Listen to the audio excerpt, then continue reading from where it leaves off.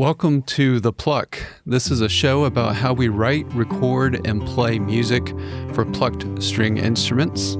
That's guitar, bass, banjo, mandolin, anything with strings that you can pluck.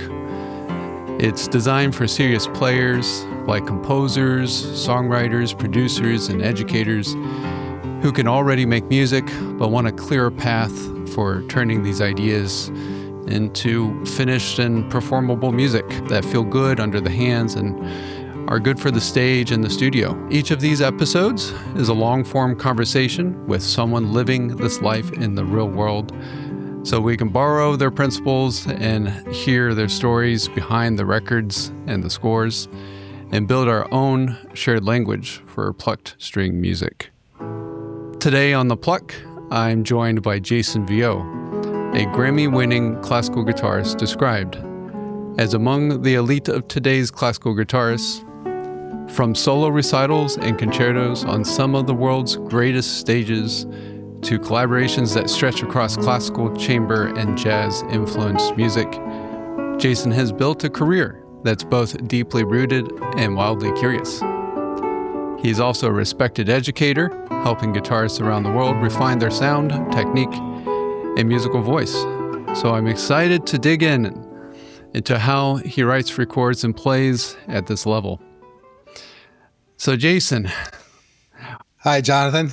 Where are we catching you today? I'm actually home in between concerts and teaching at Cleveland Institute of Music. So I go tomorrow to Columbia, South Carolina, to the university there and play a recital and I do a master class there. And then on to Mesa, Arizona with Grammy-winning cellist Zool Bailey. And then from there to DC for a program with Kiko Myers. It's kind of a tough week because it's 3 different programs in one across 7 days, 7 or 8 days. That's a lot for 1 week. Yeah. Yeah. I've done it lots for many years, but it's very hard to control the booking, especially when you have kind of these bigger series. You know, you want to try to maintain those relationships and such. So sometimes they just don't fall exactly where you would like to have them. But yeah. How do you keep up with so much repertoire in such a small amount of time? As I tell my students, I start early and often as possible. I mean, I realistically, I only really get about maybe 3 hours a day to practice because most of my time around the classical guitar is a lot of office work between 2 guitar departments, and then just of course the concert business and maintaining those relationships and with collaborators and conductors and that kind of thing. So I try to start, my calendar is a very interesting thing to people because I'll pick a date that's, fairly far out. That gives me more than enough time. At this point, of course, I know I can look at a piece of music and I can pretty much pinpoint how long it's going to take to learn if it's new, or how long it's going to take to refresh if it's something I've played before. And those all go into the calendar, like start, Yatzili cello sonata or start this, or start, Rodrigo Concierto d'Aranjuez I've played, over 200 times. So that doesn't require quite as much work to get it back together. So I can do that in about a week. So do you literally put that in your calendar, like when to start practicing those pieces? Yeah. Excellent. Yeah, and I keep logs, and then in my notes part of my phone, I keep logs of how much I've, if I put check marks, okay, I got it this many times, and that just keeps me honest, keeps my stress level down too. Along this path of preparing the music, what helps you get ready for like that first rehearsal, like mentally, that you feel like, oh, this is ready? How do you know when you're ready? Well, if it's newer pieces, you don't really quite know until you get into the first rehearsal. So if it's something fairly new, like, for example, a week from this Saturday with Kiko at Dumbarton concerts in DC, that's, that program now we played recently in January, but a lot of that stuff was the first time I'd played, those pieces.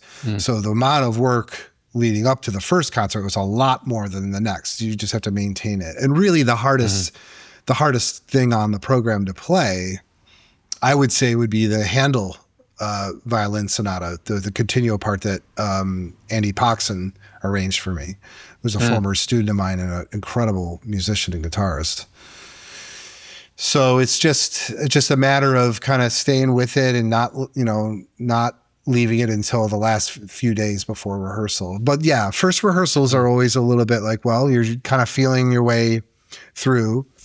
But with experienced musicians, it's really just a playthrough. You just do just a kind of nice, easy playthrough, and then you kind of work on some details in a second run. And that's honestly, that's usually about it. It's not a lot of rehearsal it's not the kind of real focused, dedicated rehearsal that, say, a dedicated duo might have, right? Where they're more like, they're very polished, almost like a diamond, in that sense. They have that opportunity if they're together, and then that's kind of their main gig, right? In mainstream classical music, a lot of these things are a type of collaborations where you get together for a few concerts during the season, and the presenters are excited by that often in the mainstream kind of thing, because it's, two names of their instruments. Like Anna Kiko is a big name on violin. So when you partner up like that, it's kind of like you're bringing sort of the fan bases from both of those two musicians together. Right. Very interesting. So there's a whole different kind of energy, I guess, between these concerts where you only meet once or twice and then you play it, and then there's like these concerts where maybe you have an established ensemble, that you've been rehearsing with for a while. There's a different energy.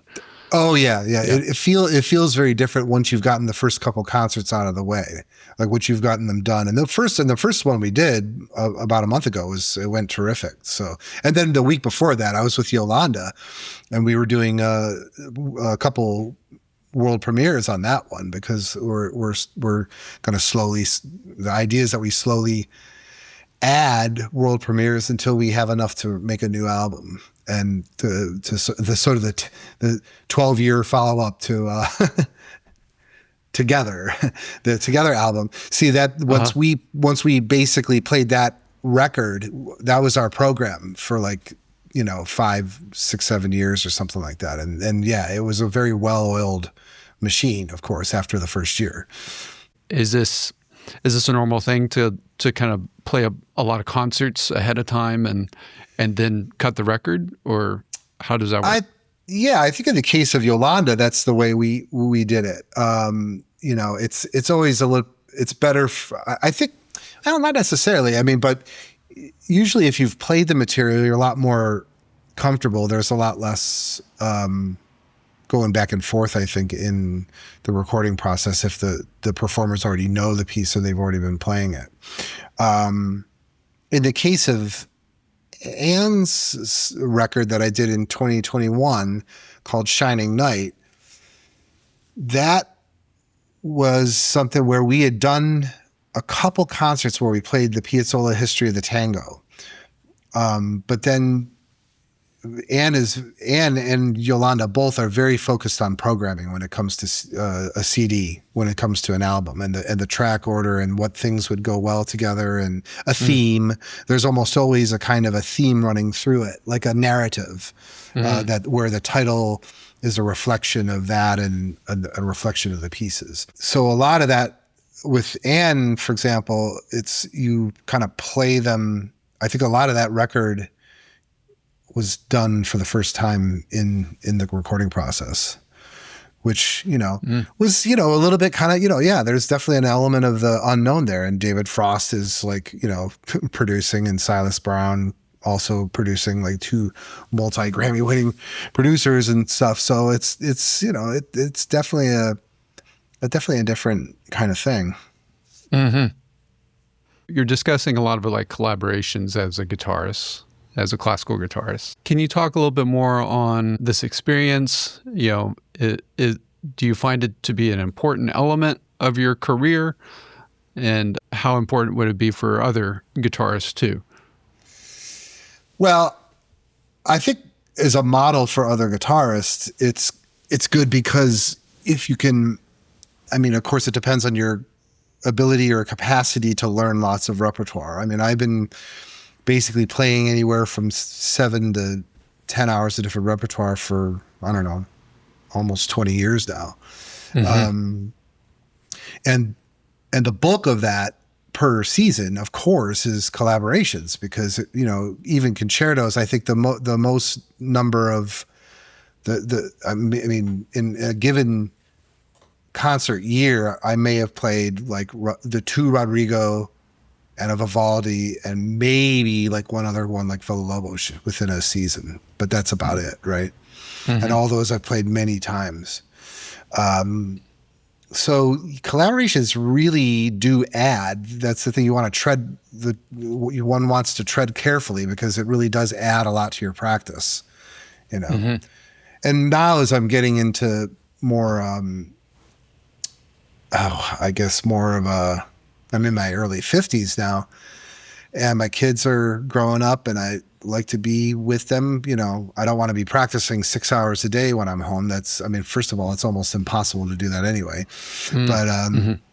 But you try to combine some of the things too. Like Piazzolla History of the Tango is a very, you know, durable, you know, multi-purpose kind of thing. Like you could play with violin, you could play with, you know, flute. I've done it with bandoneon, of course, with Julian. There's a lot of people that want to play that piece. So that really opened up, like the Piazzolla and the Defia 7 songs or 6 songs, if you're playing it with a cellist or violinist, like those really opened a lot of doors for me to chamber music festivals. And that's how, and then just through the concerts themselves, the rehearsal process, there's a lot of, there was a lot of, you know, hanging out and partying and stuff in the aughts and the 10s, especially. You know, you make all these friends and then they tell their friends, they all got chamber music festivals around the country. And then they pass the word on and, we just had, you know, this guitarist and he was a great hang and he, you know, and the audience loved the music. And so there are these kind of usual suspect pieces that really are kind of the centerpiece of the thing, and the audiences go wild for the Piazzolla. I mean, they really do. It's just a sure shot. It's, you know, it's just one of those sure shots. It's not going to fail. What made that piece become that, do you think? Well, I mean, Piazzolla's music is very attractive, of course, and very melodic, and he's one of the most popular 20th century composers of all time. The music's very accessible, and you know, those particular movements in history of the tango, I would say particularly the second and third one, are really A+, you know, like that's like kind of like those are 2 of his really best things, I think, the most enduring melodies and compositions. So we're very blessed to have that on guitar. I mean, I can't say enough about them really in that regard. In terms of what it does professionally for guitarists, it opens a lot of doors. Interesting. It's like this piece, like you said, is so accessible. It's easier for even like someone who doesn't know the piece to really latch on, you know, to the feeling of it. And the 2 movements you're talking about are cafe and nightclub. Yeah, right. Absolutely. Yeah. And which is a slow movement and the fast movement, which I think are commonly paired together. Like if you don't program all 4 movements. Yeah, those are good. That's a good pair, actually. Yeah. Yeah. It's an ideal pair. Yeah. Do you know anything? I personally don't, but do you know anything about the history of that piece and how Piazzolla wrote it for the guitar? You know, like all I know is that was Alvaro Pierri played it, and I believe he played it with Piazzolla, the premiere in '83. I want to say '83, '84. I know it was written in the '80s, And Alvaro Pierri was, kind of his guy for that. And I would imagine that Pierri probably helped with making the stuff fit on a guitar, right? Because it's not the most idiomatic left hand.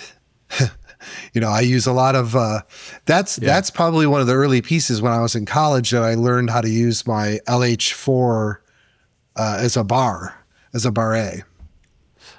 Oh, interesting.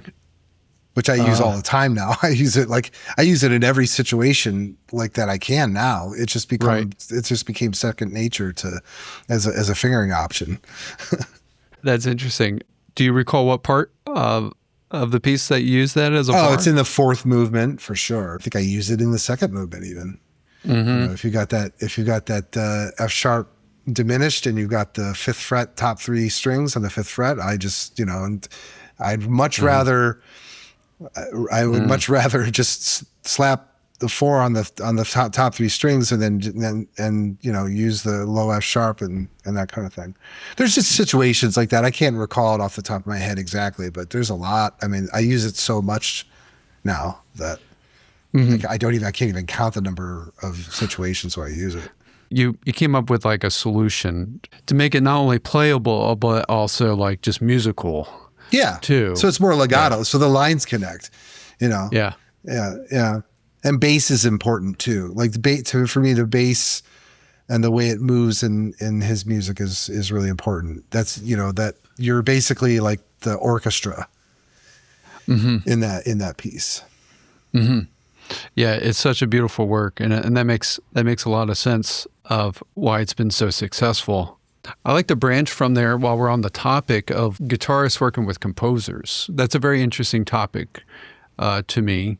I wrote my dissertation around that, how non-guitarist composers write for the guitar. Right. And that is a common theme we see in guitar literature. Yep. And so I recall, this was back in like 2020 now, but I interviewed both composers and guitarists, including, Robert Beezer and Elliot Fisk, and their collaboration on Mountain Songs, and it's fabulous, and things like that. Can you recall any moments of working with some composers, and give us some examples? Yeah, some example. I mean, it's been so many now by this point of premiered. I mean, it's probably well over 30 pieces, and some pretty substantial composers and names like Vivian Fung. These are more like kind of mainstream classical composers. Avner Dorman, the film composer Jeff Beal wrote a guitar and string quartet for me, and then we expanded that into kind of like a chamber concerto, and recorded that for BIS in 2016.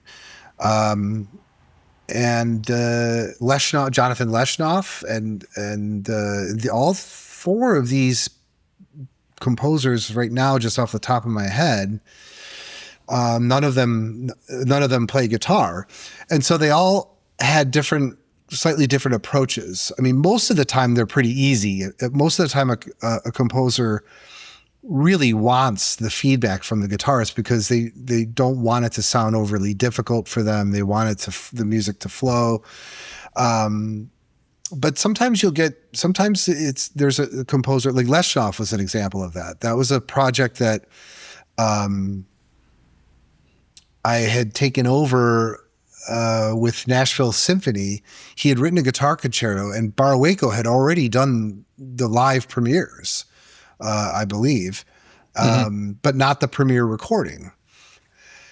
And I think what happened, you'd have to ask Manuel about it, but I talked with Manuel a couple times on the phone about it because I was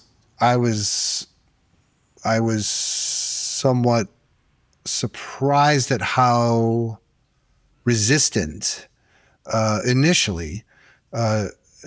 Leshnoff was to me, taking, say, the first movement and taking four of these kind of examples and saying, well, this this isn't really actually playable, much less too difficult for me. It's just like there's an F sharp down here on the sixth string on second fret, and a C sharp on the ninth fret on the first string. I mean, that's not gonna,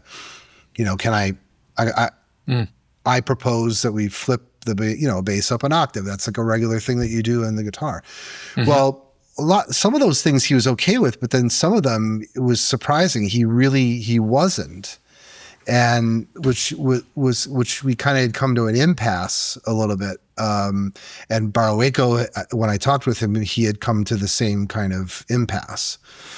Huh. And somehow I managed to convince him that Andres Segovia, John Williams, Julian Bream, Sharon Isbin, Elliot Fisk, on and on, they were given a certain level of, or a certain measure of freedom to at least initially suggest other solutions that were playable to the instrument. And particularly if you could write, if you can compose, and I was arranging, things in high school for solo guitar, just for fun, just, for my own enjoyment. Mm-hmm. You can find these kind of solutions pretty quickly. It doesn't take very long. So I kind of hashed it out with him on the phone, and even after it was 8 spots. It was like 8 spots in the concerto, and he said, "Well, okay, well they sound good when you're playing them over the phone." It was kind of like a video conference kind of thing. I don't even think I had Zoom yet. This was like in 2016 or 17, and he said, okay, well, he's like, well, it sounds good, but just please try to play it like the way I wrote it, exactly the way I wrote it, which didn't really make sense because they were unplayable in that sense. So anyway, I consulted Barueco, I consulted Manuel, and I consulted Roberto Diaz, my boss at Curtis, because he had played 2 different pieces by Leshnov. One was a viola solo piece that was very playable for the viola, and it was like a solo spot, almost like a chamber concerto. And then the other one was a string quartet, and he said that part had the same kind of problems, like where there was like a big stretch across the viola that your fingers would have to be like 10 inches long in order to reach the thing. And so he said, he had just suggested, just go to rehearsal, do your changes, do your edits, and just play them. That's it. That's all you can do. It's out of your control at this point. And that's exactly what I needed to hear. Like you had to be willing to just sort of go there and maybe, I don't know, get yelled at or something. I don't know. So right. we're in the read through at first rehearsal in that gorgeous orchestra hall that Nashville Symphony has. And they're a great orchestra, just really great. We're reading through the first movement, and Leshnov's, sitting in the hall, and he's got a light. He's got one of those flashlights on his forehead, and he's looking so he can see the score. So he can see the score in the darkened hall, and he's going over to whatever. And then we read through the first movement, and of course I'm playing what I can play. And he slowly gets up from his chair and he starts walking towards the front of the stage with real direction. And I'm thinking, okay, here it comes. Here we go. and he looks up. The stage is really raised from the floor. He looks up and he goes, "It's amazing. It's fantastic. Just do what you're doing," or whatever. Like he would say that after every movement. I was like, "It's okay." He's like, "It's wonderful. It just sounds great." It's like he had to hear it with it's a trust issue. He didn't trust, which I totally understand. It's his baby. And that piece, by the way, is just a fabulous, fabulous concerto for guitar. I just think it's one of the best things ever written for guitar and orchestra. It's so beautiful and exciting and pyrotechnic and great flash and great lyricism and it's wonderful. So after the third movement, he said the same thing, and then we were on our way, and everything was peaches after that. Right. So he had to hear you. He had to hear me. That's it. That's all it was. I had this thing in my head that wasn't real. I had this kind of fear in my head that wasn't that was not real. That was not reality. Mm-hmm. Mm-hmm. Yeah, you didn't want to disappoint him. No. Yeah, and but you really wanted to serve the music and just play your best in those moments. Yeah. Yeah, I mean, if it was just for a performance, I think the stress of it would have been a little bit less. It's just the fact that it was going to be a live recording. They were going to record all 3 concerts live, and then that's it. That's what you get. I mean, we had a patch session for 10 minutes, and most of it was for solo instruments in the orchestra that had a brief solo. And I think I got one or 2 takes on like the one thing that he allowed me to do. That was it. That what you hear on the recording is like this is stitched together from 3 live performances. So the patching process with an orchestra, how does that work? Well, you're just sitting there. The voice comes in over the intercom, and he's already briefed Maestro, Guerrero there on what they're gonna try to get in about a half an hour or 20 minutes or whatever it was. It felt like 10 minutes, like that we had for everything. Wow. And did you have any say on like, oh, can I punch in like this measure, that measure? I mean, you could say you can ask, you can always ask, but it's a time thing because it's union and they only had a certain amount of time to get it done. I thought it turned out great.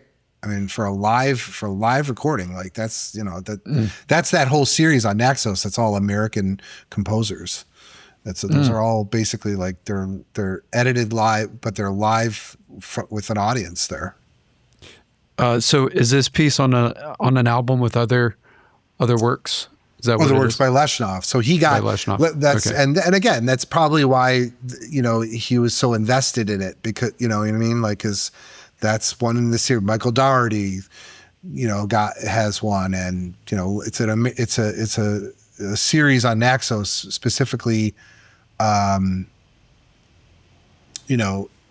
one composer, Kip Winger. Do you remember Winger, the hair metal band? Mm-hmm. So he was a classical music composer before, he was a composer before Winger, right? As I like to say, Winger, we're all a bunch of ringers. There are a lot of so great, like really great musicians that got in on the hair metal thing at the while it was really hot. So he got one too. He has a series. He has a CD of all Kip Winger with Nashville and Guerrero. It's a wonderful series. Excellent. How cool. But I would say that in comparison, it's usually a lot easier. Like, if Abner Dorman and I just basically texted each other, I would write out my solution, text it to him. He'd read it over. He's like, "Yeah, looks good." He didn't really have any changes. So. A whole different exchange. Yeah. And I'm the kind of guy that would welcome if another guitarist wanted to play How to Love for guitar and string quartet, and they wanted to have a go at their own edits and that kind of thing with Abner. That would be totally fine with me. I've never needed to claim ownership over it or anything like that. I think just because you end up being the one that premieres it, and then I played that piece a lot, afterwards. So it gets associated with you. But if one were to tackle it, I would welcome, any solutions that they might have, for some of those things that were unplayable. Do you have any suggestions for like composers who are curious about writing for the guitar, but not sure where to start? Start with a guitar player. If you can work with a really good guitar player, that's the thing, especially I think particularly with Bream, was I think the relationships, those working relationships with, say, Benjamin Britten, Malcolm Arnold, there's a lot of English composers, but also Toru Takamitsu. They just hang out for like a week or two at his house or at their house. and they would just go over it. They would just go over the score and make it fun. Those are really fun when that happens like that. And that way it's all done in one shot. The composer sanctions it. Guitarist feels comfortable enough playing it, and that's the right way to do it. Segovia, I think, had to do a lot of that stuff with Castello Tedesco by letters, because he was just never not on the road. I mean, his life was just, to me, like absolutely crazy. I mean, so a lot of the correspondence, they rarely were able to get together. And some of those suggestions that Segovia had, Castello Tedesco was okay with, and then some of them he was like, well, I don't know, it's a little bit like that. Ponce was a little bit more, open or forgiving, or in that sense, but Segovia just did an unbelievable amount of those kind of things for guitar. Right. It's just hard to imagine that he ever slept. Yeah. Yeah, especially given the context of some of those letters. Yeah, and then they're writing letters, right? Yeah. Yeah. I mean, I get pissed off if my voice dictation doesn't take on the phone the right way, and I got to go back and change a word or two. I mean, could you imagine? I mean, just handwriting these letters. Yeah. And then picking them up at the post office in Barcelona or in Italy, or I mean, just crazy. Right. The pacing of things, much different. Yeah. Much you could different, feel the urgency in those letters when you read them. You could just feel the stress coming from both of them, but particularly Segovia. Yeah. Yeah. Huh.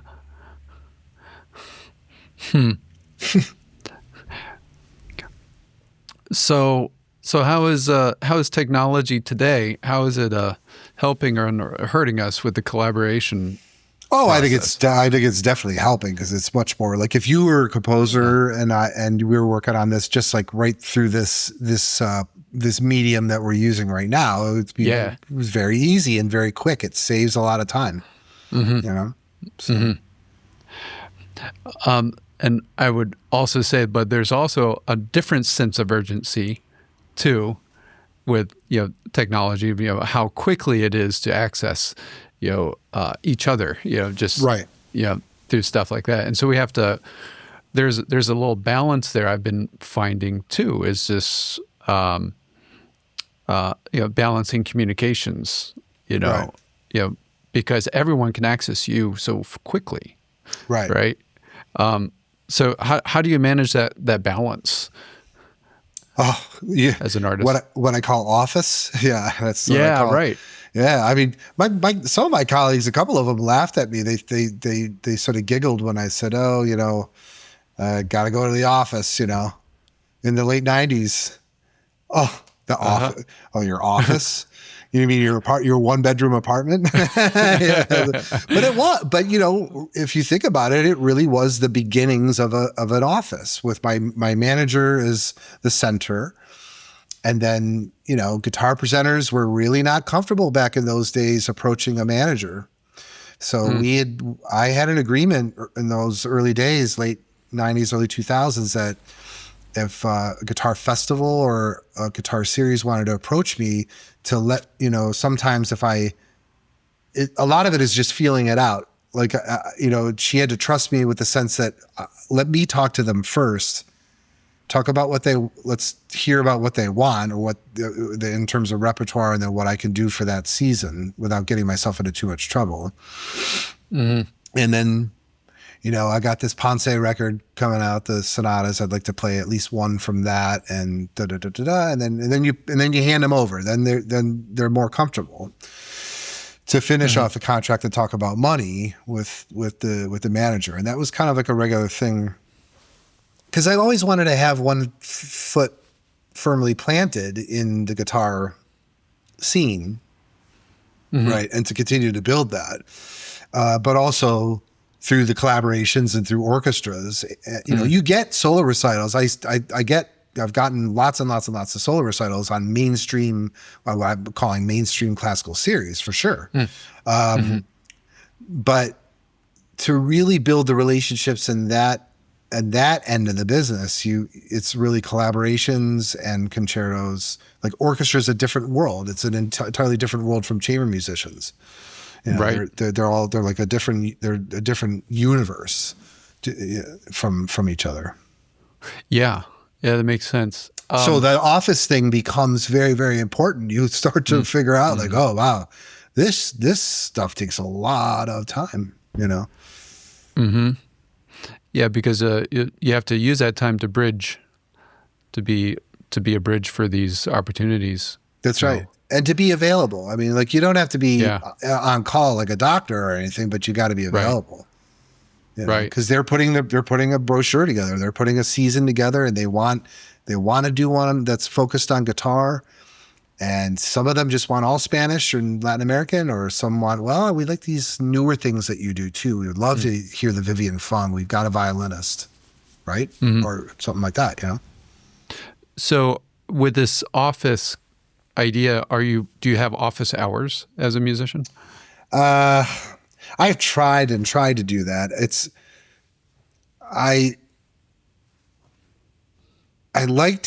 I'd rather do a lot of that stuff in the morning, but the problem is when you're teaching at two conservatories and you're doing all this touring, after a while I learned, well, this is going to push my practicing into the evening or into the afternoon and stuff like that. And I try to get, my day goes much smoother. My 10 to 12 hour day goes much smoother if I start with practicing. You start with practicing, right? Yeah, because then you've got some time in. Then you get, if you can grab a third hour later, great. Icing on the cake. Yeah, that makes sense. It's starting the day with something very important. I mean, to keep up your chops so you do well in those evening recitals and concerts. Yep. Yeah. When I started out, it was always much more comfortable to practice at night because your brain was just used to performing at night. And it's still kind of like that. They're still like that. It was, when I was in my 20s, it was very hard. It was very hard to start practicing at like 8 in the morning or something like that. Very difficult for me. Right.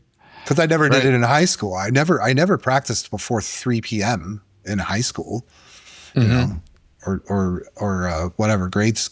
What was I, 8 when I started? So grade school, I never started. You hear those stories about parketing, like his father would get him out of bed at like 5 a.m. and stuff and make sure he practiced a couple hours before he went to school.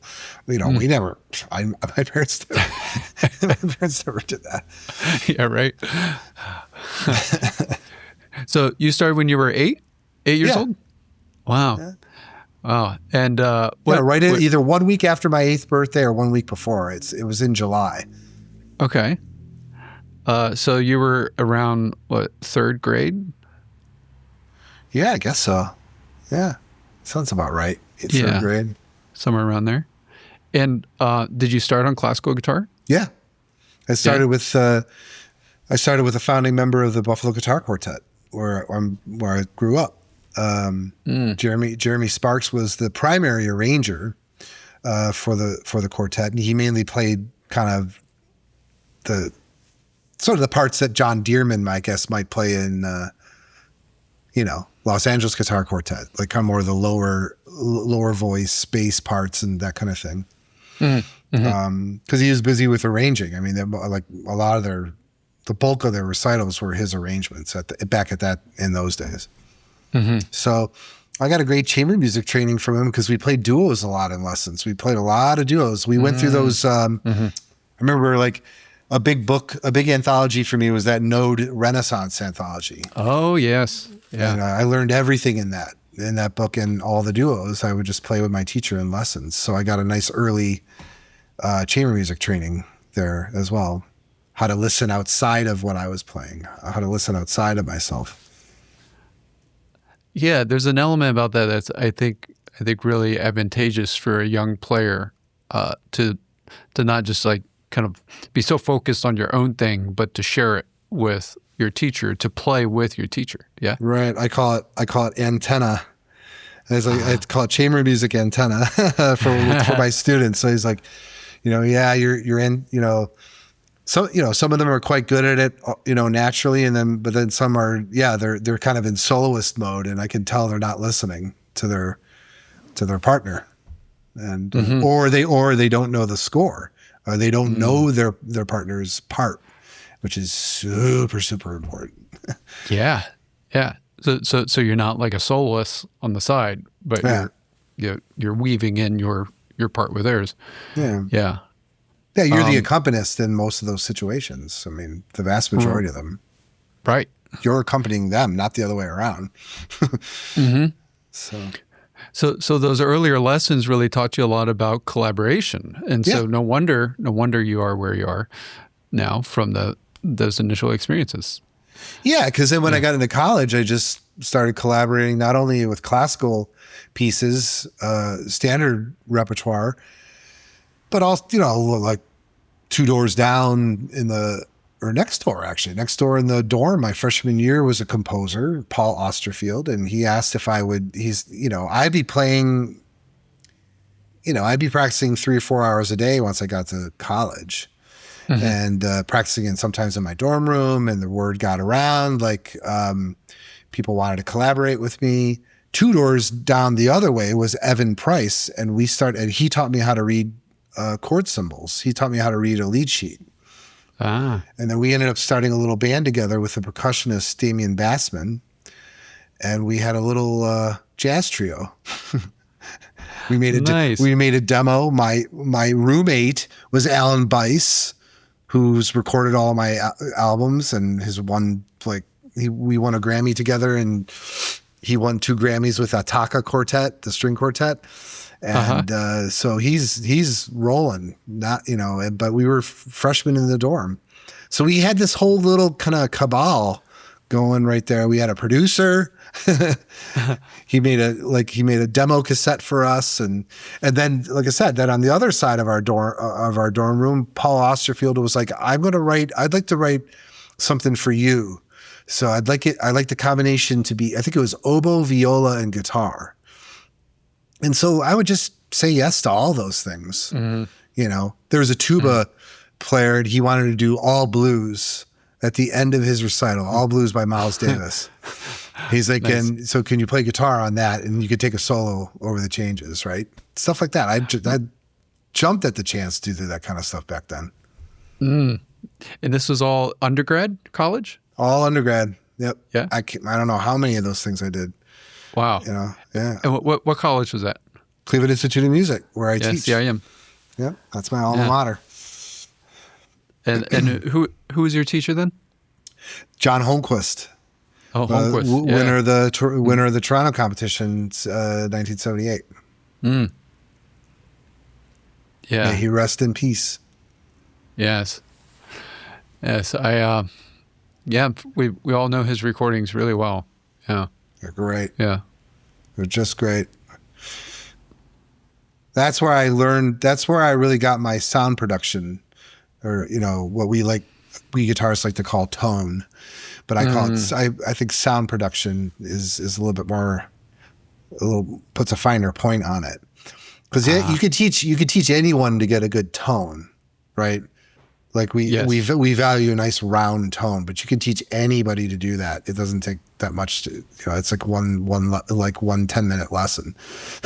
And but developing a sound was what was really the concept with me, and it went hand in hand with correcting some mechanics in my right hand, particularly my A finger, and my thumb stroke and my A finger together, this kind of thing. So I did a lot of this. Like this kind of lobster claw type of thing in arpeggios. Lots of arpeggios my first year. Yeah. And I was begging to play repertoire, and he's like, well, okay, if you got to jump through these hoops first. And then he'd give me a half recital in my freshman year. Because when I auditioned for him, I'd already learned like 75 pieces of music. somebody, and was doing recitals in Buffalo and Rochester and Genesee, all that, some areas in between and that kind of thing. I was a very experienced performer. I performed live on the Buffalo Classical Station and the Rochester Classical Station, like live concerts, like during the afternoon, and it was, so I had a lot of performance experience when I went in. So for him to get me to slow down and just to invest in my golf swing, was pretty remarkable of him to do that. And I'm forever grateful because it really helped get my technique together.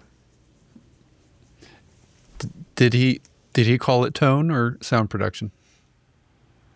Or something else? I don't know. I guess he called it tone. Well, he said your sound needs work, and he said your technique sucks. He told me those were his exact words. Your technique sucks, which no one had ever said anything like that to me before. Wow. Because and the reason he did it, because he wanted me to understand the difference between facility and technique. So I think it was like it was either that lesson or the next one. He said, it kind of hit me with that initial jab, and I was like, wow. God, David Russell never told me my technique sucks. You know what I mean? Right? Right. Or Leona Boyd never, or Carlos Barbosa Lima or Jorge Morel, they were, they've never said anything. They never said anything like that. In fact, like some of these masterclass guests in Rochester would go over to my parents and be like, he'd be playing on stage already. If he was in Europe, he'd already be playing professionally, to which, the background that my parents came from, my mother was like, oh my God, really?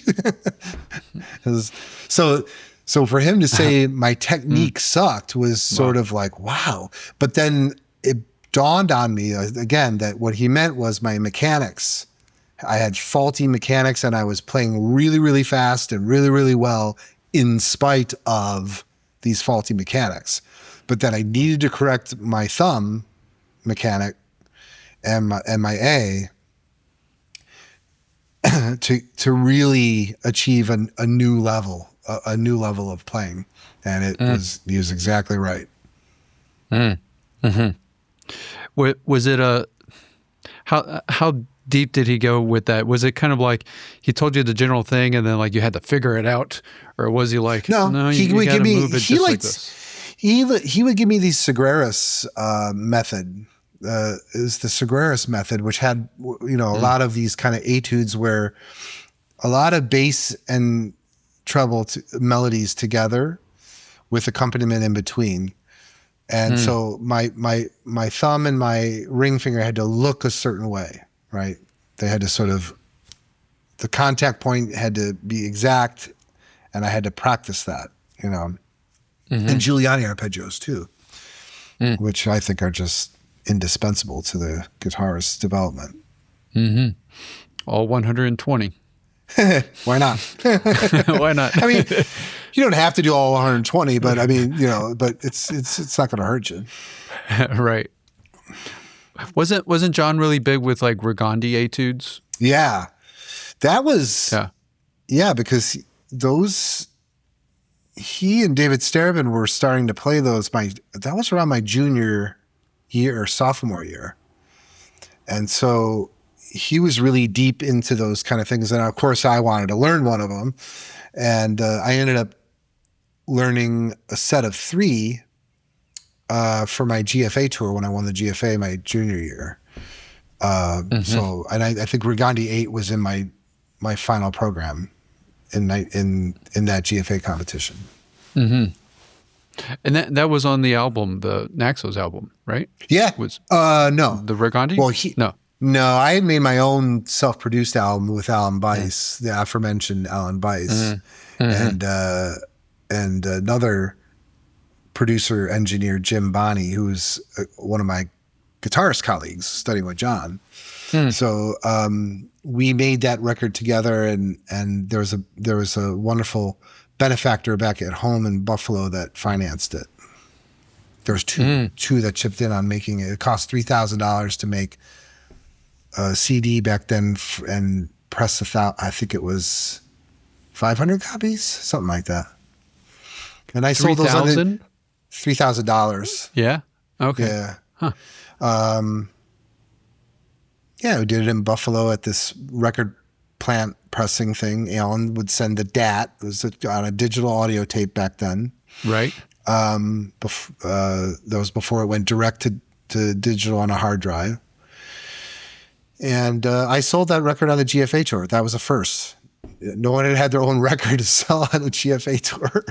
Well, I to my knowledge, I was told like it was kind of like a thing. Like the presenters, the regular presenters on the GFA circuit were like, "Wow, this is awesome that you have your own CD already." So that was by your design. That wasn't even my idea. That was Alan's idea. He's like, that was Alan's. Okay. He and Jim I remember very distinctly. They wanted to, they gave me a phone call. My phone rang at my apartment. This is way before cell phones.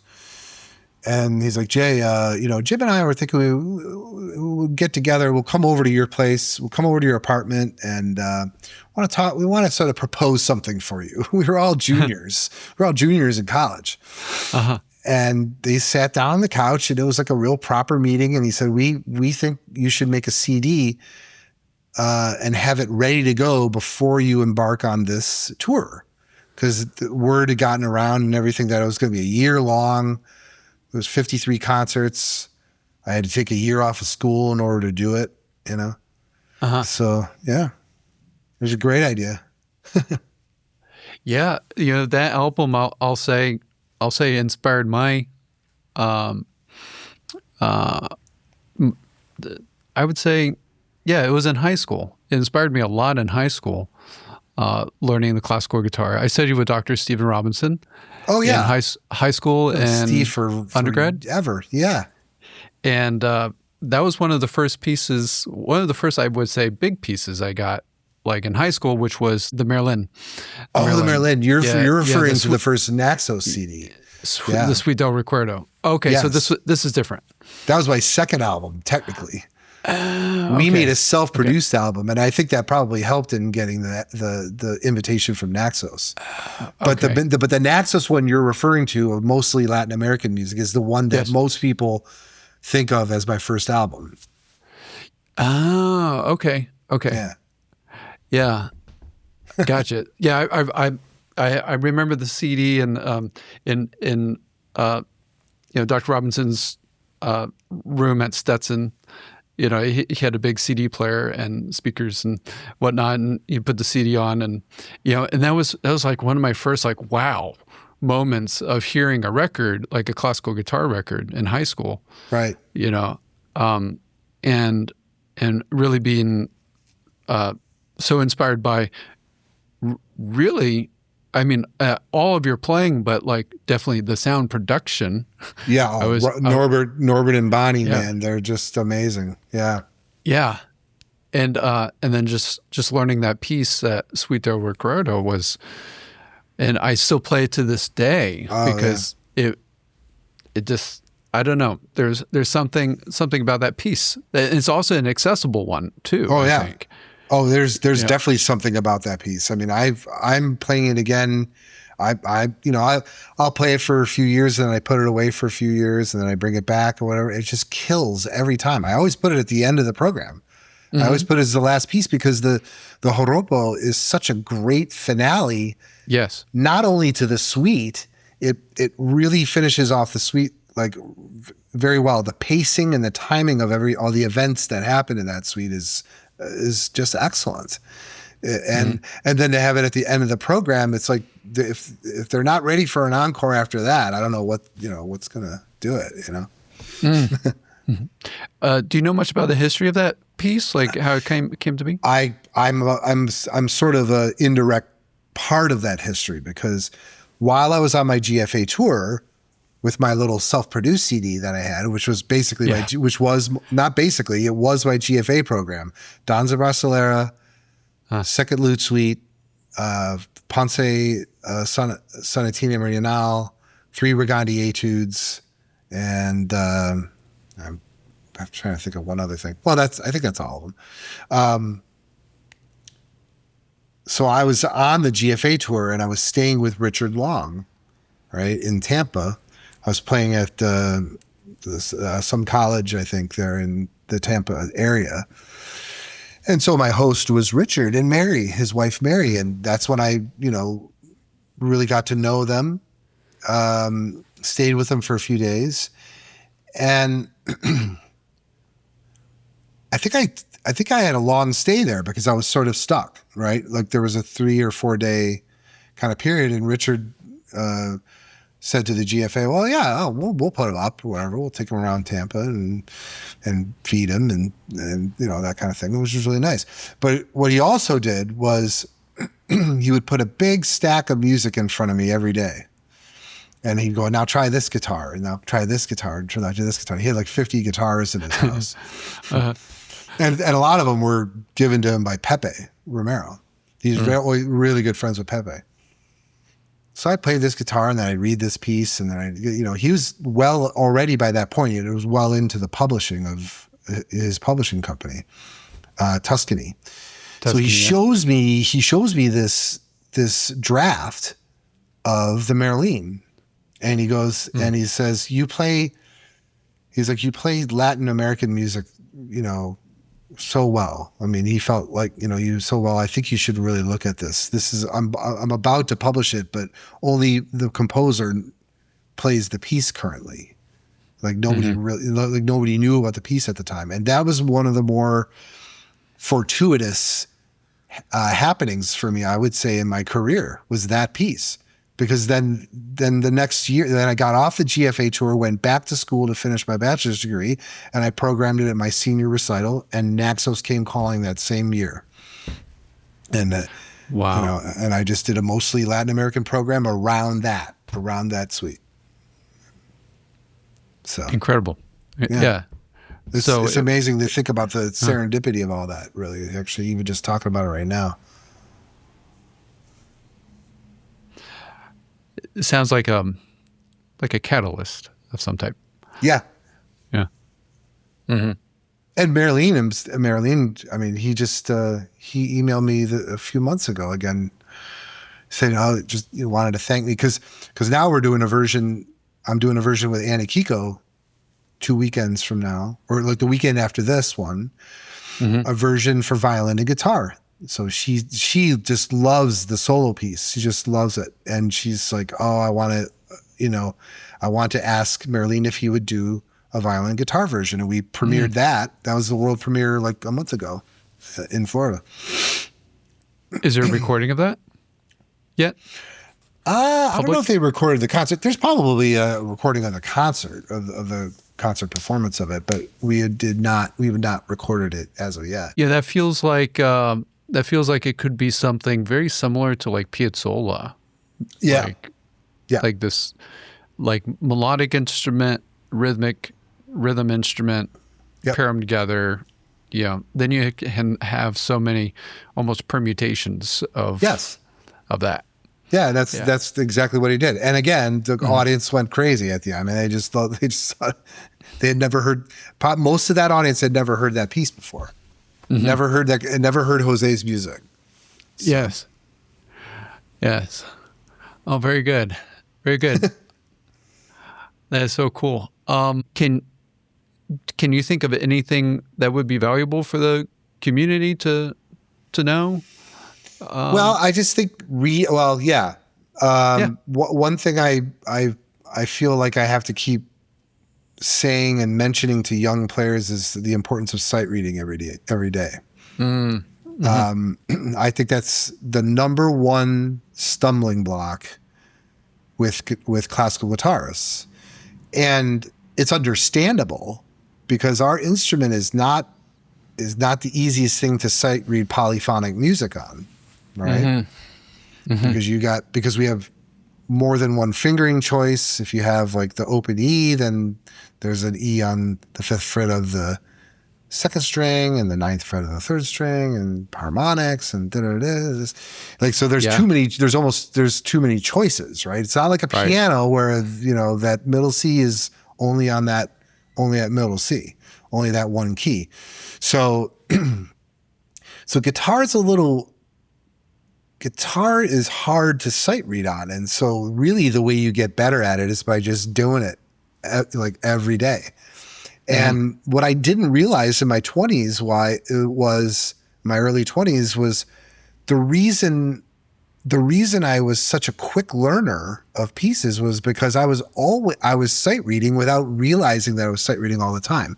You know, back in the 80s, you know, back in my day, but like, you know, back in the early 80s, mid 80s, like the prevailing thing with classical guitar culture, at least where in my neck of the woods, was you practiced the piece or two, you know, that your teacher assigned to you, and you worked on that in your lessons, and you played that and you memorized it. Like the whole thing of memorization was sort of a core value. So much so it became almost, I think, almost detrimental, right? Because we were looking at Segovia, of course, as a primary example, and Parkening, when he'd play a solo recital, he played from memory, right? So that was just kind of what you grew up assuming.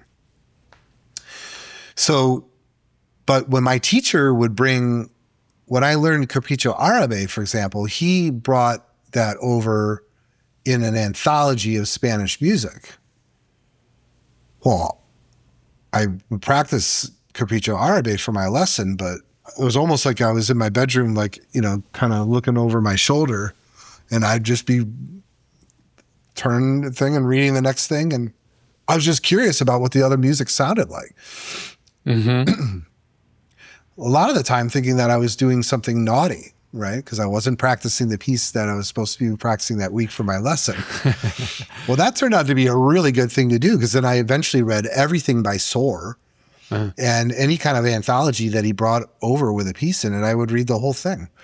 When I got to Cleveland Institute of Music, I discovered we had a library full of guitar music. I'd never seen anything like that before. So I read all the Ponce sonatas. Yeah. Like in my freshman year, I just read everything. I read whatever was in there. You know, the modern stuff. We had a lot of Bream repertoire of, you know, Peter Maxwell Davies and stuff like that, or, you know, Reginald Smith Brindle. And I would read all those things. So I got pretty good at reading. You know, it came when, again, the more you do it, the quicker it comes, because you start recognizing the positions and patterns and stuff like that. And it's a huge, huge advantage. Later, as I became a teacher, I realized how, excuse me, just how valuable that was to be able to do that. And it makes you, you know, a better ensemble player too. Of course. You know, because, I mean, think how often you know, an orchestral player is playing new music, you know, all the time. Yeah, all the time. You know, here's a score. All right, play it. Or here's a score. We got to record it. You know, like that fast. You know, and as guitarists, especially like soloists, like solo classical guitarists, I mean, you know, it's important that we have to keep up those chops on our own. Yes. Yeah. And because we don't have an ensemble all the time to like you almost hold us accountable. Right. That's right. Yeah. So yeah, sight reading, definitely very important. I'd say that's the most, that's the thing I see most lacking in auditions. And so when I became head of the guitar department in 2001, I instituted a sight reading test for all the auditions, and that's a big how they perform on the sight reading part of the exam for the audition. We get about 20-30 minutes for an audition, so I try to save about 10 minutes at the end for them to go through. I give them 2 minutes to look at the example, you know, pick something that they almost certainly haven't seen. And they've got 2 minutes. They can't air guitar. They can't touch their guitar. They got to have their hands like flat, like just like this on their lap or whatever. Okay. They got to glean as much information from the score as they can. I said, notice the time signature, notice the key, any accidentals, rhythms, this kind of thing, position shifts and this kind of thing. Try to visualize it, some of those things try to make a mental picture of those kind of things in the 2 minutes. And it's a 2-minute timer that I set. And then they got to perform it. They got to play it. They got to play it. And the stipulation for them, the safety valve is they could play it as slow as they want. So that's another kind of performance type of thing. It gets them to think about, well, what is the tempo that I can actually play this without stopping? And they can, again, and so they, the ones that know how to play this game go really slow and not lots of them nowadays nail it. But 25 years ago, that was not the case. It was like a bit of a shock, I think, to a lot of auditioning guitarists. But it was a great litmus test for me. I would learn a lot about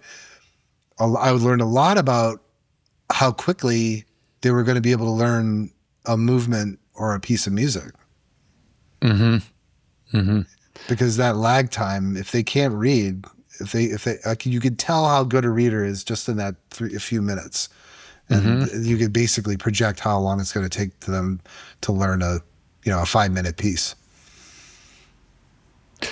Did you find any, or did you observe any these? I don't know, comparing like how they played prepared repertoire versus how they played the sight reading. Oh yeah, yeah. Like that balance. That absolutely. Comparison. Yeah, that comparison is good information as well. I mean, the ones that could really sight read, they sound. I'm not giving them a really difficult piece to do, obviously, right? But they would sound a really good sight reader in 2 minutes. They get those 2 minutes and then they play it real, under tempo like that. Those they sound as good as they do on their auditioning pieces. Oh, great. That's when okay. They're gonna learn their whole program like within they could probably learn most of their junior recital program within a semester. Speaking of education and higher education, well, I like to take a step back and think about talk about like higher education for guitar. Yeah. Because for the longest time, guitar education in college was classical guitar. I see that changing a little bit with commercial music and things like that. So where is that guitar education now, and where is it going? What are your thoughts on that? I don't exactly know. I mean, I would be much more comfortable staying in classical music, although I've done so much commercial music and arranging and improvising. I can play over a lead sheet, this kind of thing. I learned how to do that in college. That I know that if I had to do a curriculum or something like that, I could put something like that together. I don't know how one teaches somebody how to blow over changes. I mean, it's just more like, but they're necessarily, but I'm sure that Berklee has a sort of a system. I would imagine Berklee has some kind of system that students go through to learn how to, say, play a 2-5-1. But I just did all that stuff by ear, and I got better and better as I did it. There wasn't any. I didn't look at a book or anything. I was such a big fan of jazz music in general, and the standards and that kind of thing, and the modern stuff too, that I was just, again, playing things by ear, transcribing solos, not as a goal, just to, like, I'd play a lick, a Miles Davis lick or whatever, and that kind of thing, and then I would listen to the rest of the solo, and then I'd kind of play along with it after a while, just on repeat or whatever, or a Steely Dan solo, like a Steely Dan guitar solo, that kind of thing. Again, this is sort of back in the days in the early 90s where maybe there was some kind of software to dictate it or whatever, but I wouldn't have been anywhere near anything like that. I had a cassette tapes and then CDs, and then you just have to sit there and rewind them. How often have you been asked to play guitar for something that is like not classical guitar? Like an electric guitar? Yeah, like it's often. electric or. Well, Stephen Mackey's like Stephen Mackey's stuff. Often, he's a classical guitarist and an electric guitarist, and Yeah. a lot of the stuff he writes is for electric guitar. So I played his string quartet in 99, 2000 called Physical Property. And that was the first time, that's the first time I ever did something with an electric guitar. I had to borrow one from one of my students. I had to borrow, it was a Gibson SG.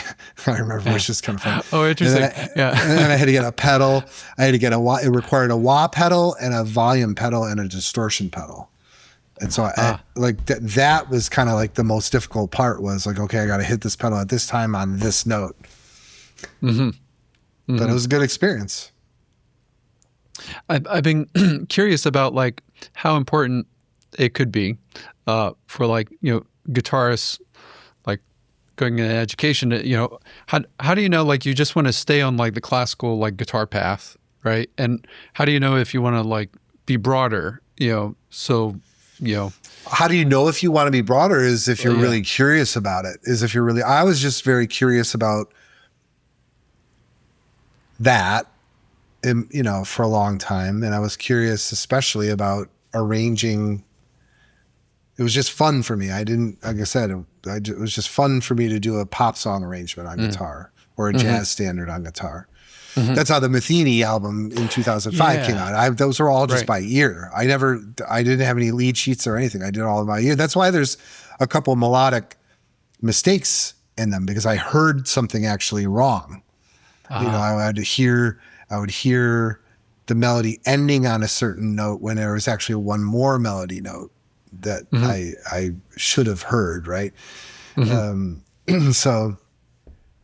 those are all just figuring, just kind of playing something and then going into the CD and rewinding it and okay, that's an A minor 7. Okay, this one, okay, this is E flat, E flat, sharp, dominant sharp 9 or whatever, this kind of thing, and then you put it together by ear. Yeah, and you have a bass line and that kind of thing. So those are all done by ear. Did you write it out in that process? Nope, not until Alan Bice and Bruce Eggery at the time, when they approached me about the next record for them, and I had done the Ponce sonatas, and then I did an Albanese record, and so we used to go to this pub, because I was of legal drinking age by then, called the Barking Spider. And it was kind of like the Case Western, and it was kind of like the local pub that was on Case campus. And it's now it's a Dave's Cosmic Subs, so it's not nearly as cool. But it was, it was right across the street from CIM. You literally walked across the street and you were there. Wow.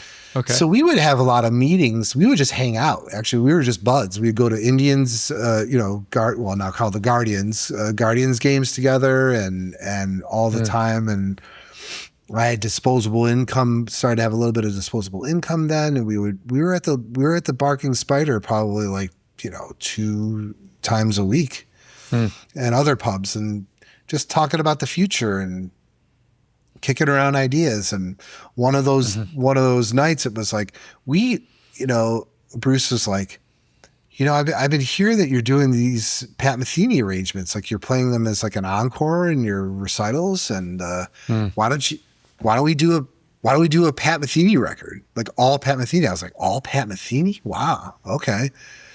I was like, well, the tunes that I do, I was doing them at background music gigs to fill time, because I just enjoyed playing them. Like there were things like not just Letter from Home, but If I Could, the ballad from First Circle, a lot of ballads. I was like, well, a lot of my arrangements are ballads. I think they're all ballads, so it'd be kind of a slow record. And I think at that point, Alan Bice was like, well, see if you could do some faster tunes, or think of something. You'll think of something. You'll figure it out. We got time. We got a year. And then the idea to me came to take 5 Metheny tunes and make them into a Baroque, kind of restyle them as a Baroque kind of suite with Baroque rhythms and meters, but using his melody and harmonic structure of the tunes. And then I wrote, so like question and answer became a gavotte. And then I wrote a double over it, which is just basically blowing over changes, like if you're a Bach, right? You know, but that's all. That was as far as I, was thinking. Oh, that'll be nice. That'll be a gavotte and a double. Now, what's going to be the G? What's going to be a Gigue? We got to have a Gigue to close. And so I took James from Off Ramp, which is, it's a 4/4. It's more of like a bossa. The 1, 3, 4, 1. Da da dee dum da dum. And I just switched I just recasted it in 6/8 to make it into a Gigue. And then I, again, found the harmonies underneath, the middle, the inner voices or whatever. And then I had like a sort of like this kind of Bach lute suite type of Gigue to finish my little Baroque suite. It's just stuff like that. Once it's rolling, you're just rolling with it. I'm like, this might work. Yeah. And it did. Actually, at the time, a lot of people thought that record was crazy, like a crazy idea to for a mainstream classical guitar player. But then it became a pretty popular record. It became pretty well known, and I get asked about it all the time. A lot of people say it's their favorite classical guitar record. So, yeah. Would you call that crossover? Like, I guess, yeah. I mean, I certainly did at the time. Yeah, we would have sort of sold it that way, if you will.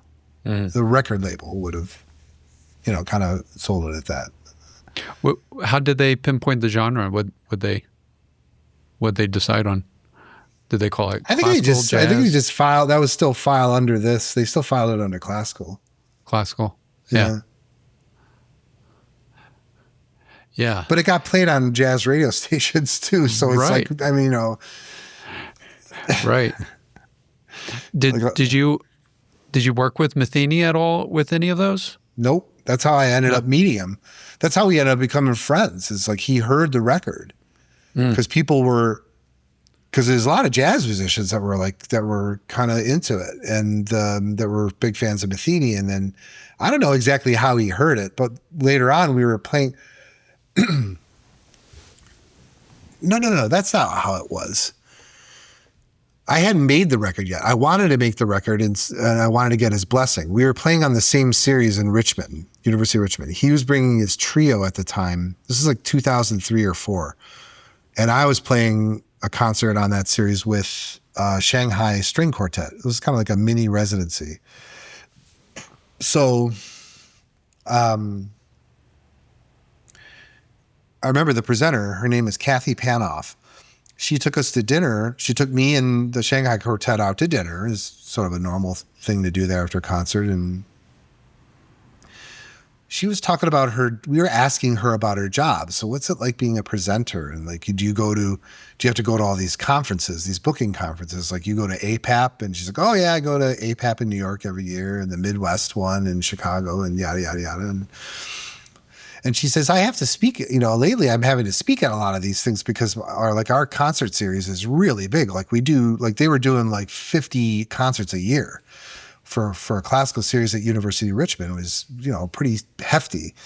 And so they wanted to hear my advice on how to do that. And she's like, I don't know really what to tell them other than I just have this huge amount of money to play with. I have this huge endowment to play with. So I can bring in, and she literally said like, so I can bring in I'm bringing in Pat Metheny Trio next year. And I was like, what?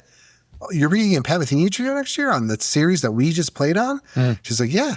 Oh, I was like, wow, my God, I'm such a huge fan and I do a lot of arrangements of his stuff. Oh, really? She's like, oh, really? Yeah. It's like, we like my label and I want to make an album like that. We want like that. That'd be a future album. And she said, well, if you can get here, they're going to be here on October, whatever it was. If you can get here, I'll give you a comp ticket and I'll introduce you to him, which to me was like, that's like saying like I'll introduce you to Paul McCartney. Right. Yeah. So I drove to Richmond from Cleveland, which is about 7 or 8 hours, and saw the concert, got to meet him. And I brought some CDs for him to listen to. And he's like, oh, that's great, man. Cool. I can't wait to listen to these. But the thing is later, I think there was something going on that he had already kind of knew who I was. He already kind of was sort of checking. He checks a lot of people out on the low. That's what that whole side eye thing is.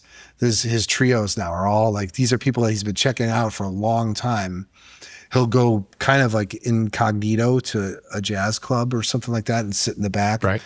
And then he goes, I want to play with this person maybe someday, and files that away. So he was like, so I told him about the project, the arrangements. And then he wrote back and he said, oh, I listened to your CDs, man. They're great. And that would be wonderful to hear it. As long as you just, if you can give me a master, if you finish the master and let me listen to them and see what you've done or whatever, meaning like right of first refusal. Like he would have the right to refuse it, right? Yeah. Which is fine with me. And so we made the record, Alan put a quick, rough first edit that sounded decent, and he wrote back and he said, oh, this is, he was super, super happy with it. So that we had the blessing to make that that was like my third solo album with Azika. Wow. Yeah. Wow, how cool. Yep. You just have to go. You have to ask. If you don't ask, it's another thing I tell students. If you don't ask, you're never going to know. You're never going to know the answer. You may hear no, but you might hear yes. You might also get yes, and then you'll be really glad you asked. Right. Because if you don't ask, then you're never going to know. You'll never know. Nope. Yeah. You have to have a very thick skin. You have to have a very thick skin and have a short memory of all the no's. And to be in the music business. That's another kind of regular thing I say. I said I probably heard 49 no's for every one, for every one yes. But you have to put yourself forward, and really give it a try, with these ideas and to be honest, that's how we connected too, Right. I just put forward, I knew you were coming to Sarasota soon, for that concert and for Naples and stuff. And so I reached out and thankfully you said yes. Yeah. So it worked out, It worked out great. Know. You never know. You never know. So very good. Very good. Could you, I want to take a little side step. You've done a lot of work with Alan Bice. And you said you did a Grammy record together. You had a record. That was Play from 2014 that won the 2015 Grammy for Best Solo Instrumental Classical Division, in the Classical Division, Solo Instrumental Album. So it's kind of like it's the award that like Yo-Yo Ma won a bunch of times and Itzhak Perlman, and so it was cool to be in that kind of company. And how did that get to that stage? Because not everyone who cuts a record goes that direction. Like how was that? Well, you're envisioned? eligible. I don't know what it is now, but in those days you were eligible for the Grammy if you had 5 commercial releases. 5 releases, not self-produced, but in those days they had to be on an actual label, like a legit. So I had 2 on Naxos and I had 3 with the Metheny album that I did that was 5. So that after that point, we started, the next solo album was like Bach, lute works, right? And then, so we submitted that one and so I was eligible. I was eligible to do that one. That was the first one that I was eligible to do. And then any of the collaboration records, any duo records, we submitted those that came out. And then, then Play, I think, was the next solo album after that. Yeah. Because the Bach was 2006 and Bach was 2009. And then Play was like 2013 or something like that. So it was amazing that it got nominated because I really didn't feel like I had a lot of connections. I to vote, who voters were or what they did. I knew nothing, absolutely nothing about it. Right. All I did back then was I would individually email anyone in my contacts list in those days of Gmail. And when it came time to, I didn't even know if they were Grammy voting members or not. I would just say, oh, if you're a Grammy voting member and you're voting, please consider, for your, what they call for your consideration type of thing. Right. Yeah. I'm a Grammy voting member, a Recording Academy voting member. Great. So I understand some of the process, and I find it very interesting of like, out of all of these records, because especially being a voting member, you see a ton of material. Yeah. You see a ton of material. And I don't know how you get through it all. I could never be never be a member of a voting thing. It takes forever. Yeah. To go through that stuff. And so do you get paid at least to do it? No. Oh. No. My God. No, and every voting member has to pay a yearly fee to be a member. That's right. And it was a process to be eligible for it too. You had to be recommended by some people are already members and things like that. And then you had to qualify. Have X amount of records produced and released and stuff like that. Yep. Yeah. So, but yeah, I'm curious of that like path from like, making the record and then saying, hey, let's submit it for a Grammy, and then, hey, let's get enough votes, to get there. There's like, I think like a mystery somewhere. Well, there's some mystery. There's some mystery. I do remember that when I did the Bach album, the one before it, I remember that was the first album where Azika was no longer an island in these indie labels. They had secured a distribution deal with Naxos, and I don't think we would have gotten the nomination without that, because Naxos put it all over the radio. The Bach album was all over the radio, and then the play was very popular on radio. It gained. Later on, people would tell me like that record was kind of all over the place. You would like it really, like people in the record business and the radio business, they're like, it was a really popular record. Like it was being played on radio all the time. I didn't know. I really didn't know. So getting the nomination was, amazing. It was really a great shock. It was wonderful. So it sounds like radio really helped the popularity. Yeah, I think so. And then I could afford a publicist at that time. At that time, I had a publicist from 2010. And so they were doing their stuff that they do, which I don't understand all the time fully what they do. You know what I mean? Yeah. But they kind of make their moves or whatever. And, they know this person or whatever who can get it around to the radio stations, and that's the game. It's a game. That's how it's done. I think it's largely done that way to this day. Right? Radio is still like very powerful, like a very powerful thing. Right, radio, and then their avenues of streaming too. Right. Yeah, but it sounds like there's like these kind of groups of people in your music business industry circle that do specific things. Yeah. Yeah. My manager, of course, is basically my agent. And then if you can make enough money off the top, you see, I wasn't married yet with kids. Like in 2010, it took me, when I think of how long it took, when I started with management in 96, it took 14 years for me to be able to afford a publicist and be making enough money off the top after years of eating macaroni and cheese and tuna fish. I made a really nice tuna fish and macaroni and cheese. I would use the Annie's macaroni and cheese, not the Kraft. Is that gluten-free too? Maybe something, I don't know. Or something like that. It was back then. It was like an organic choice, so I thought I was really doing myself a big favor, right? By splurging a little bit more on the Annie's macaroni and cheese.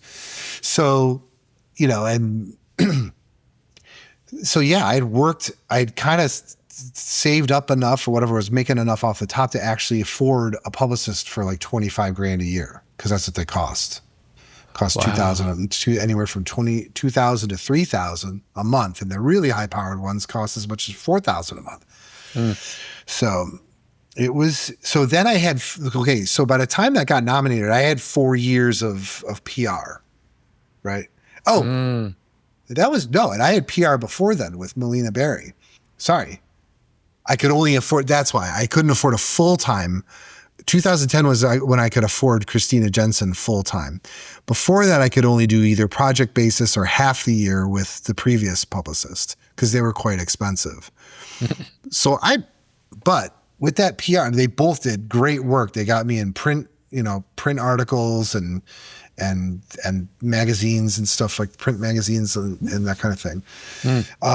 So that built a kind of a groundswell, right? So when that record hit and then it hit, it's like that intersected very well with sort of my rise as a kind of a name in classical music. That's my interpretation of it anyway. That's what it seemed like what was happening. You could feel it. You could feel that something was happening. Like it was just something you felt in your bones. Like this is really moving in a great direction. After the pandemic, it was devastating, to that kind of thing. And I haven't been able to have a publicist since then. Oh, because we had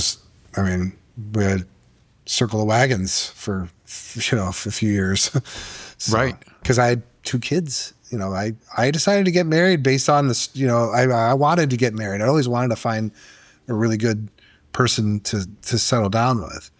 Yeah. And maybe have kids, and things were rolling. So I had the confidence to do that. Right. And then, but they were 5 and 3 when the pandemic hit, and that was, that was bad.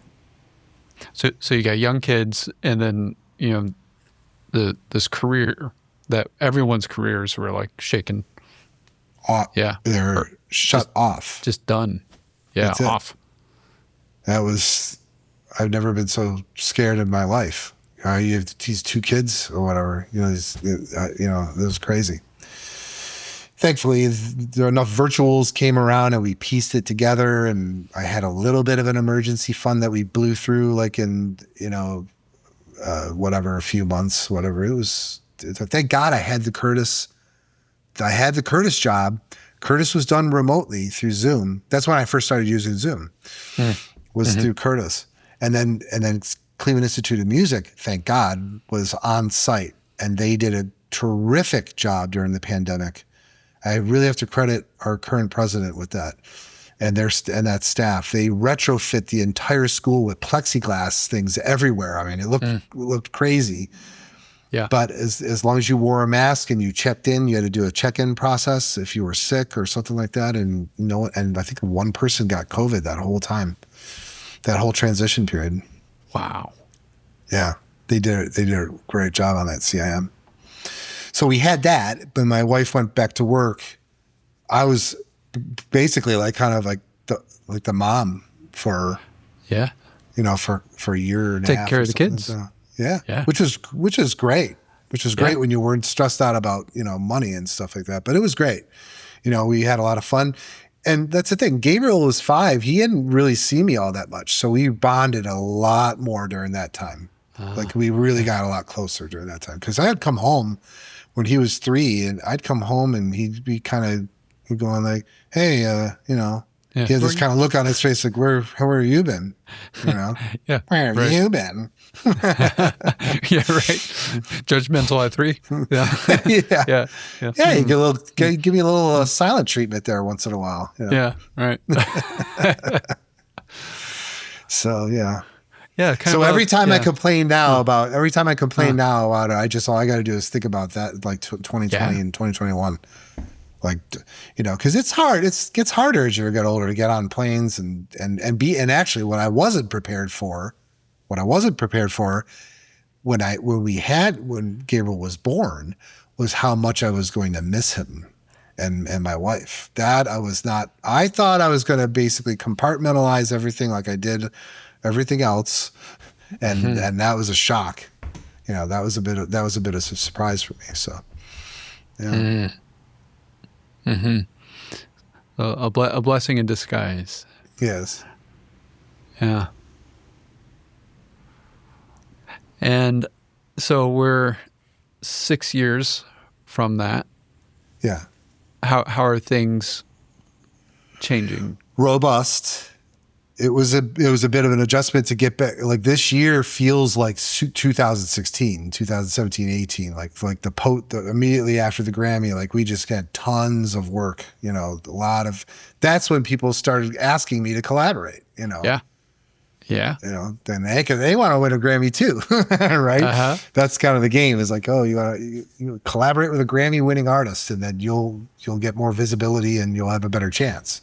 Is sort of the prevailing strategy there. Right. Are you going to go for another one? Well, we'll submit it, but we'll submit this new album. That's all my stuff, all my compositions. It's called Gratitude. Gratitude with an attitude. No, just kidding. It's just called Gratitude.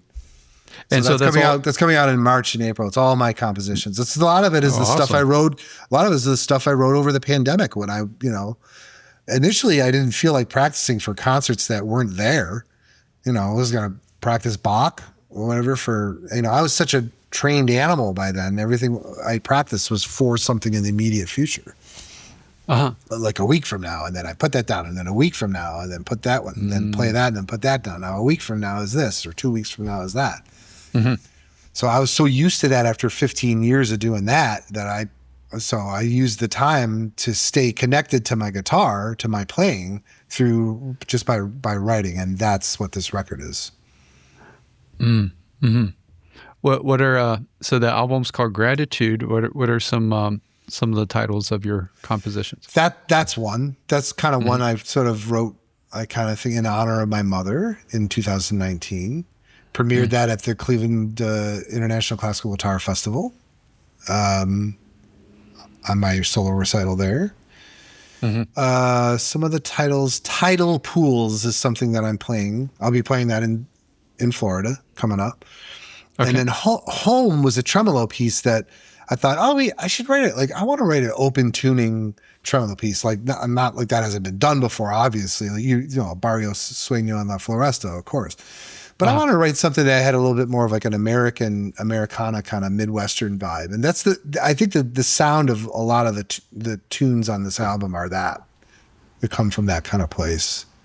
Sort of heartland, I guess, as they call it. They sound like things you could play, aside from Home, the tremolo piece, which I've played now probably 50 times.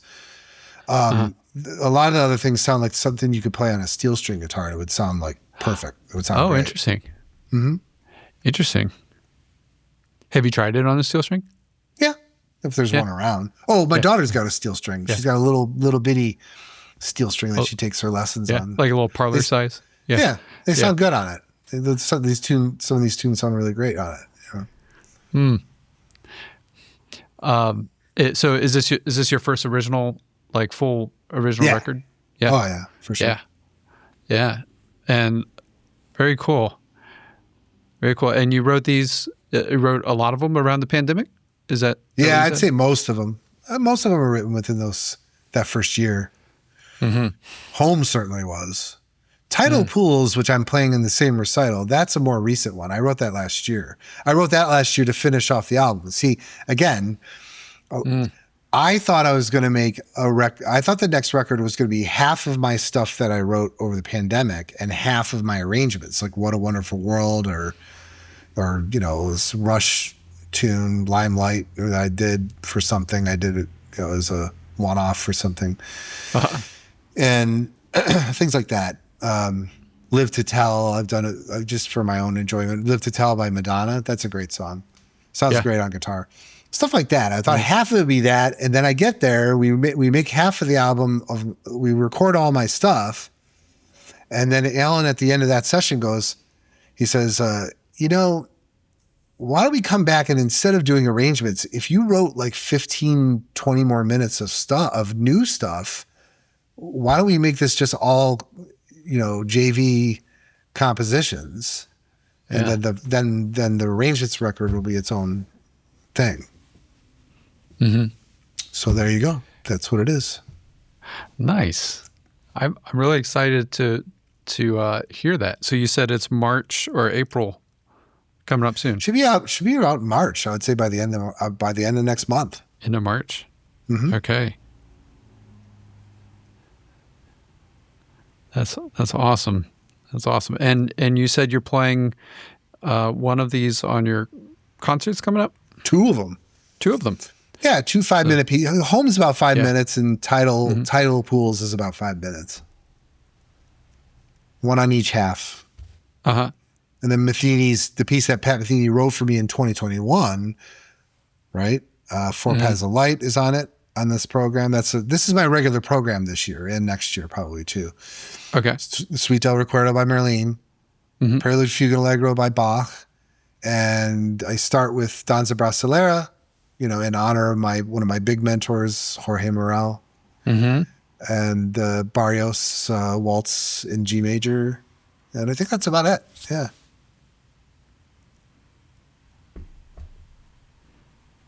That's great. That's great.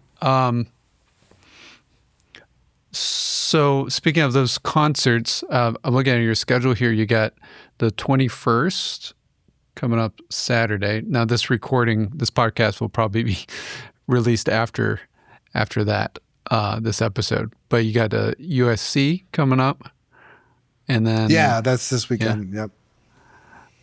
Yep. Yeah, and then so let's kind of jump forward to Guitar Sarasota on March 7th. Yeah. Have you played for Guitar Sarasota before? A few times. Probably 3 or 4. Yeah. That's awesome. Yeah. And it's always great. They're great. Love the people there, and my parents lived in Sarasota. For a little while, that was their retirement place. So it's always great it's always nice to come back there.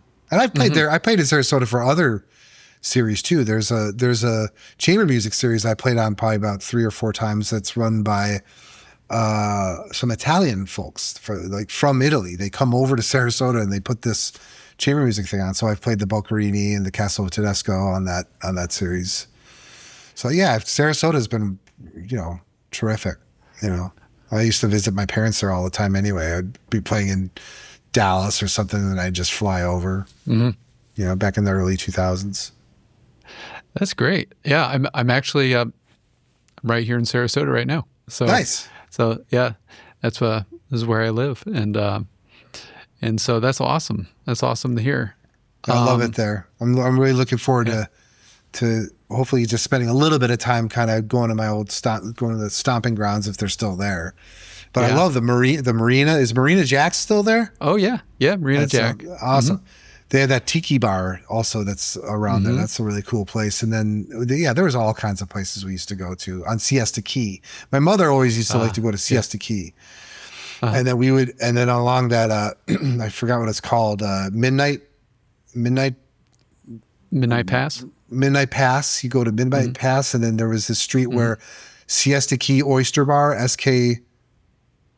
SKOB is on the strip, and there's a couple restaurants there, and then there's like a biker bar there, like the kind of bikers hang out called I forgot the name of it already. I wonder if those. I just want to go by there and see if those things are still there. Yeah. When was the last time you were here? Oh, back when my parents were. I checked when I was playing with the Italians on the Chamber Music Festival. I had a rental car. And I'll have one this time too. So I stopped by my parents' old condo there, kind of drove around, and then checked out. Yeah, just put Siesta Key Oyster Bar in the Navigator, and they just parked and walked around. Just walked around. At that time, it looked the same. That the kind of dive bar was still there. That was right by 2 doors down from it. That my dad liked to go to. He used to like to go to that place. But it was just great. I just had so many, like dozens and dozens of really nice times with my parents there. We would have dinner at Turtles. You ever heard of this restaurant, Turtles? Turtles Turtles may not be there anymore. Yeah. And then we go down Not sure. then we hit the highway south and go to a place called Sharky's on the Water.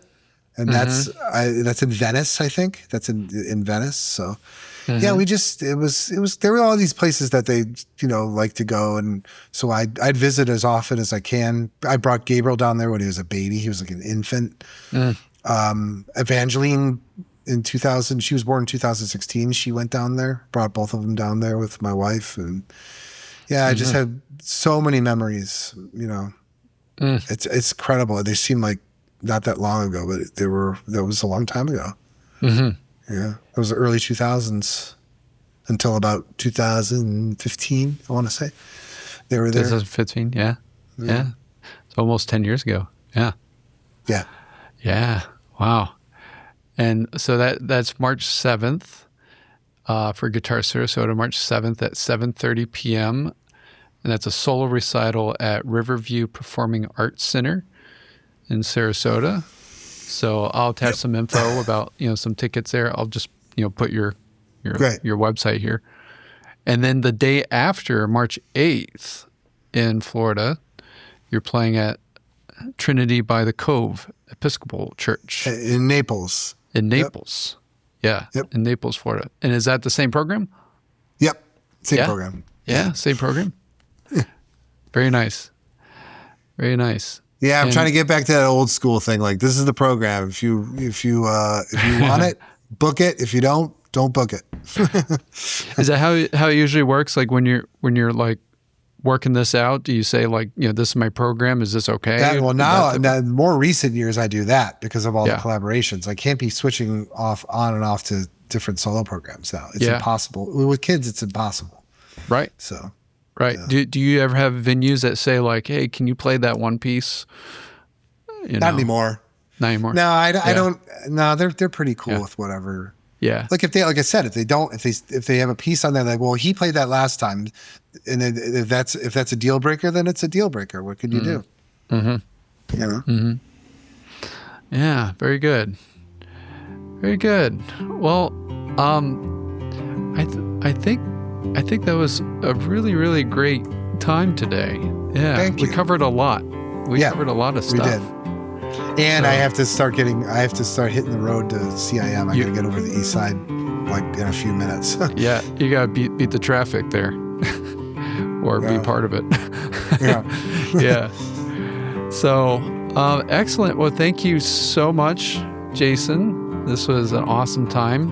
And thank you for sharing, all of this very insightful, bits and parts of your life and, of your career, and just super grateful for you and to have you on this first episode of the Pluck. So thank you. Thank you. Thanks. Looking forward to seeing when it comes out. Thanks a lot. Yeah, of course. Yes. All right. Okay. Take care. Bye, Jonathan. Take care. Bye, Jason.